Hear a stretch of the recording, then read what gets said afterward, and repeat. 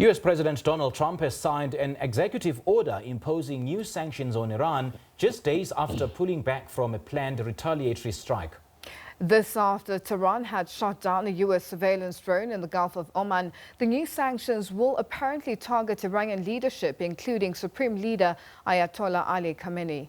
Iran has downplayed the sanctions and warned that it won't hesitate to act again against U.S. spy drones that violate its airspace. The drone shot down by the Iranians last week is valued at over $100 million. One Tehran maintains violated its airspace and shot down when it ignored two warnings issued 10 minutes before it was hit. Washington has rejected that version, arguing that the unmanned surveillance drone was in international airspace near the crucial oil shipping lane, the Strait of Hormuz.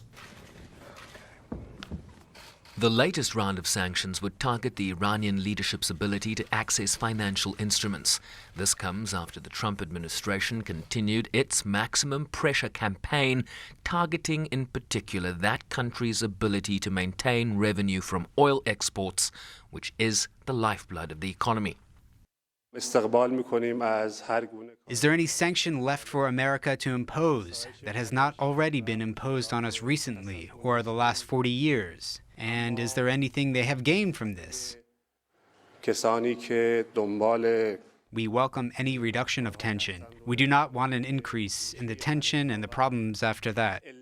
But we refer to all parties that are searching for such approaches to the roots and the causes of these tensions and problems, which is the lies and the economical terrorism brought against the nation of Iran.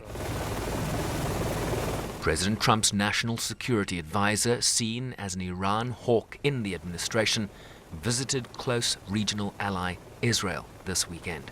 Neither Iran nor any other hostile actor should mistake U.S. prudence and discretion for weakness.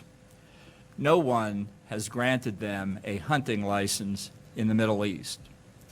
As President Trump said on Friday, our military is rebuilt, new and ready to go, by far the best in the world.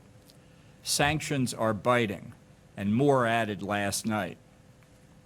Iran can never have nuclear weapons, not against the USA and not against the world. And as he made clear yesterday, referring to his earlier remarks, the president said, "I just stopped the strike from going forward at this time." With the view that the imposition of new sanctions could further provoke Iranian hardliners to respond, after the Americans already blamed them for attacks on two oil tankers in the Gulf of Oman earlier this month.